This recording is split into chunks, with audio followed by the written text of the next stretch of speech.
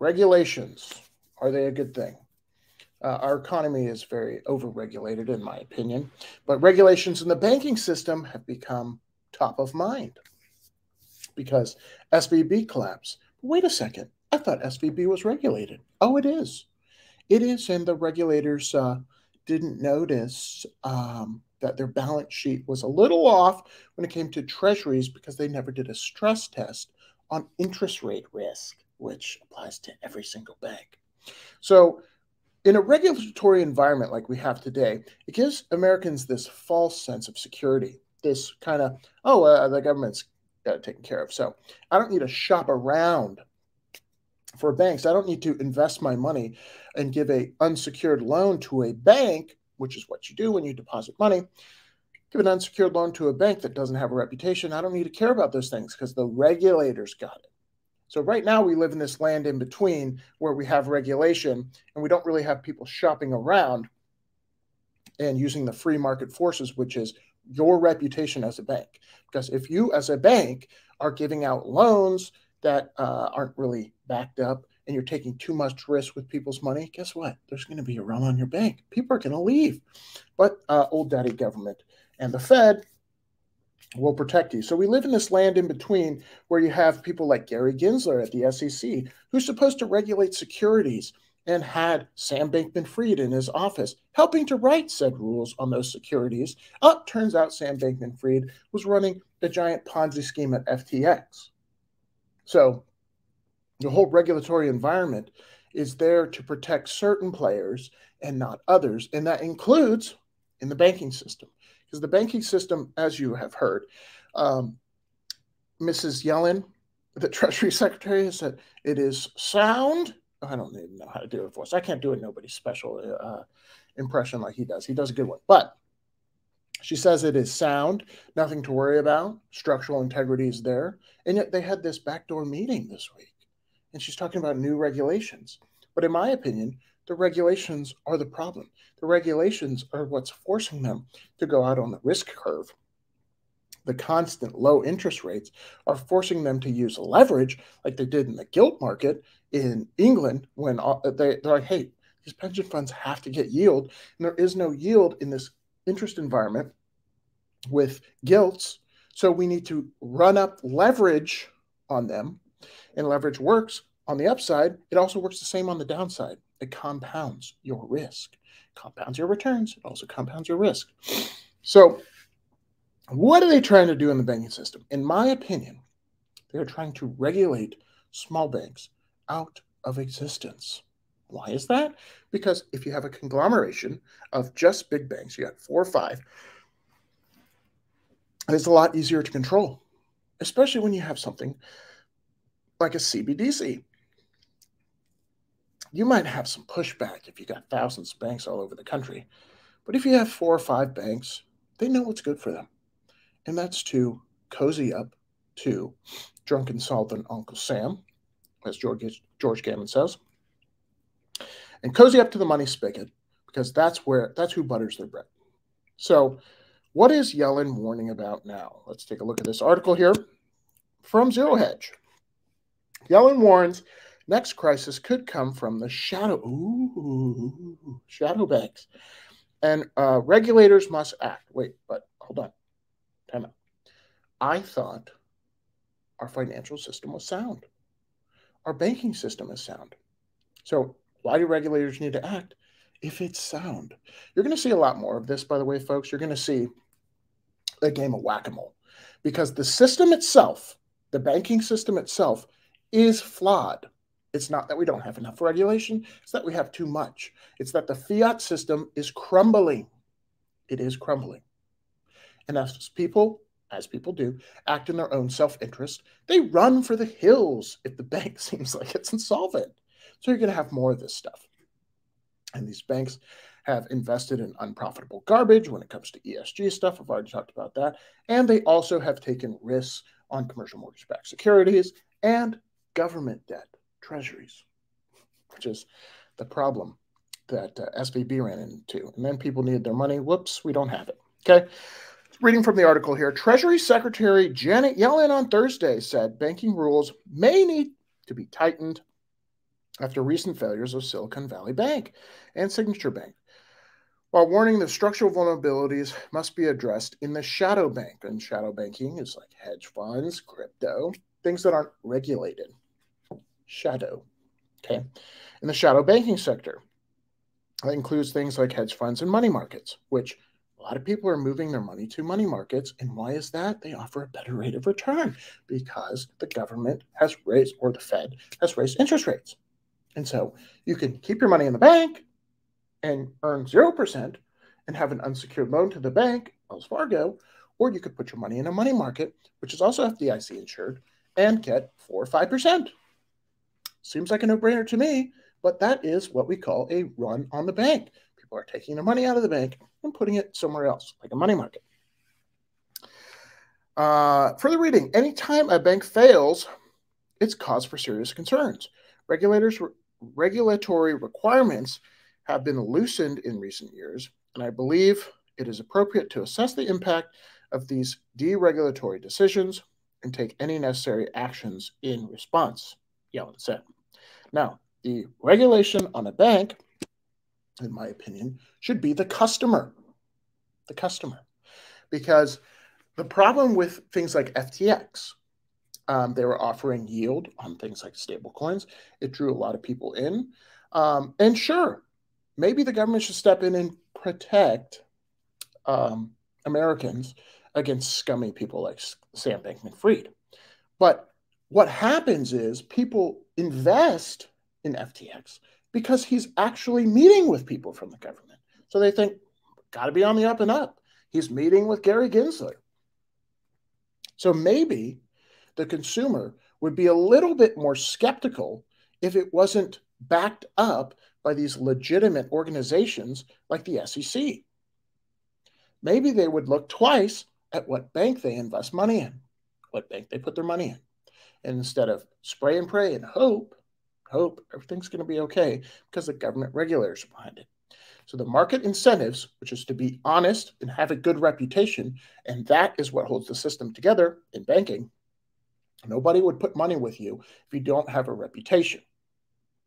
And if you're starting out, you have to give a better rate of return, yada, yada, yada. So if your reputation is sullied, like Wells Fargo, starting people putting accounts out there that people didn't even sign up for years ago. You guys remember that scandal? Yeah, that didn't hurt them too much. But if your reputation is sullied, maybe people wouldn't invest money with you. That would be the regulation in the economy, in the free market. People wouldn't put their money with you. But yet, no, we have to have more onerous regulation that requires more middle management in these banks, makes them less profitable, therefore have to push the cost onto you. How fun. In the long run, what it does is consolidate banking power. Let's continue reading. Yellen said a 2018 rollback of bank capital requirements and stronger supervision for small and mid-sized banks will assess with assets below $250 billion should be reevaluated. Small community and regional banks have seen a rise in deposit outflows following the failures of SVB and Signature, while big banks seen as too big to fail and more likely to be bailed out have been the beneficiaries. Where did they get that idea? Oh, I know. Janet Yellen said it directly. This has led to concerns as depositors flee local banks and their provision of credit will be dwindled, while with negative economic impacts, especially on small businesses, because these small banks in these small towns are giving out loans to small businesses. And it says here, shadow banking in the crosshairs. Remember, we talked about the crypto, hedge funds, money markets, shadow banking, the unregulated stuff. In her speech, Yellen called for tighter regulations on the growing non-bank or shadow banking sector, which includes money markets, hedge funds, and crypto assets. Why would this be? Well, we don't want people leaving the banking system because the whole Ponzi scheme that is fiat relies on the banking system. So if everyone's pulling their money out because we have higher interest rates and a money market account, and you can just go directly to the treasury even and buy treasuries that yield 4 to 5%, why would you keep your money in a bank? And people are wising up to this, and they're taking their money out. But no. We don't want that to happen. Okay, so they're between the rock and a hard place because the incentives are having people pull their money out of the bank, but we also don't want inflation. How do we crack this egg? It is all a game of whack-a-mole. We have these tools, and they make these tools up on the fly because this whole system is falling apart. Because remember, the dollar is a confidence game. The dollar is a confidence game. Currency itself is a confidence game today. So if that confidence is gone, not good. All right, further reading. In the traditional banking sector, there are rules and measures in place to reduce the risk of bank runs. Okay. Alongside capital and liquidity requirements for banks. What are the fractional reserve requirements for banks? Didn't they change that to 0 during the woohoo flu? There's also deposit guarantees provided by the Federal Deposit Insurance. That also exists, by the way, in a lot of money market accounts. Further reading it, which also reduce the likelihood that depositors will rush to withdraw their savings at the sign of trouble. Now, what is happening is people are wising up. They're wising up to the fact that the banking system is not what they thought. Majority of Americans, including me for a long period of time, think that money in a bank and how money is created is just this simple process. The government prints it, everyone hands it comes to your bank account, yada, yada, yada. But it's the banking system that creates the money, and they create that money through creating loans. And they create those loans based off of deposits from you. So it is just one huge circle of more debt. A lot of people are realizing what a bank run even is because they are starting to understand that banks don't have all the deposits. They maybe have 10% in cash. That's why when you go to the bank and say, hey, I'd like $10,000 in cash, I'm going to buy a car or whatnot, they look at you sideways because they don't have the money. And they say, man, it's going to take a couple days, yada, yada, yada. Okay. This is why Bitcoin, gold, and silver are a great investment. Hope you guys didn't fall for my April Fool's joke yesterday.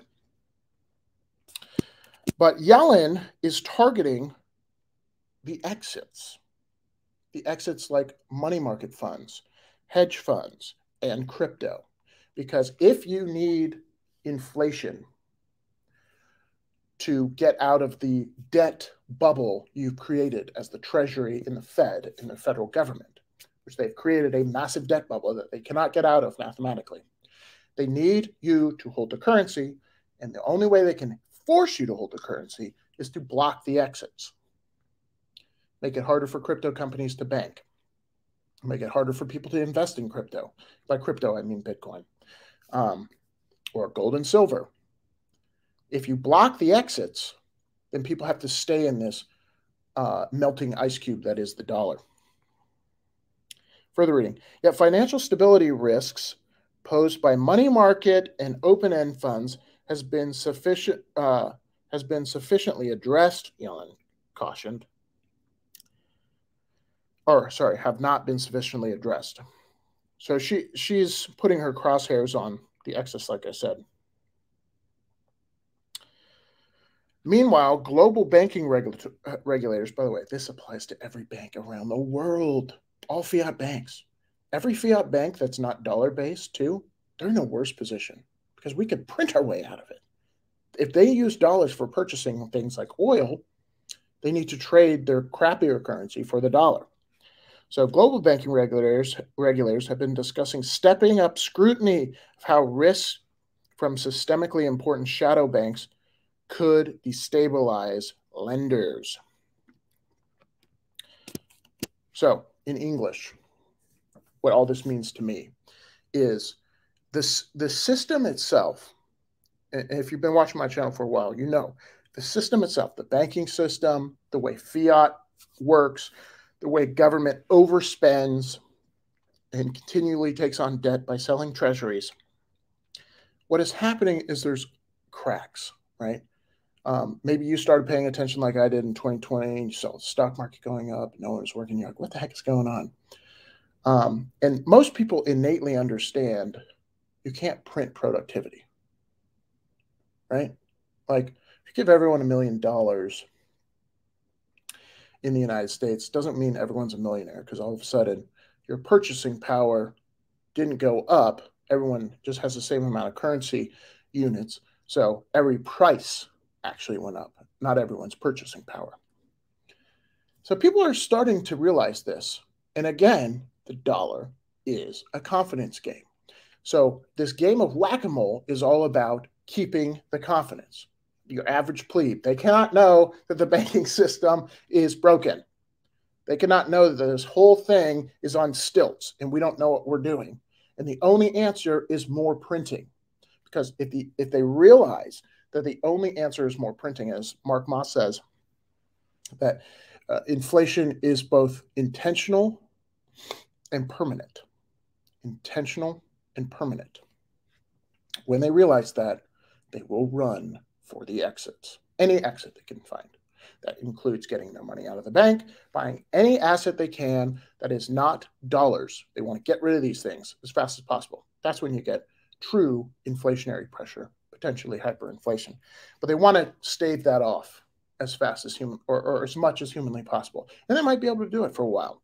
But that requires more totalitarian control over this system. Because the free market is starting to realize that this is broken and they don't want to go down with the ship. So they got to block the exits. Gotta love it. You gotta love it. I'd love to know when you guys think your average person is going to wake up to this realization that the system itself is the problem. The system itself is trying to fix the problem with more of the broken stuff, right? The banking system itself and the incentives behind it are broken. And by giving more of that to the people, more regulation, more broken stuff, more fiat, more government printing, it just is going to make the problem worse. And I think people will wake up when the pain gets worse, and the pain being inflation, people losing their jobs. And when they go to the government to fix it, when they elect a new leader and say, maybe this guy will fix it, they can't. It's math. We're too deep in the hole, right? So it does require pain to get out of. It does require a reset. The question is, where will people run to when they realize this? I think they're going to run to gold, silver, Bitcoin, potentially real estate, things along those lines. Let me know what you guys think in the comments below. See you in the next one. Peace.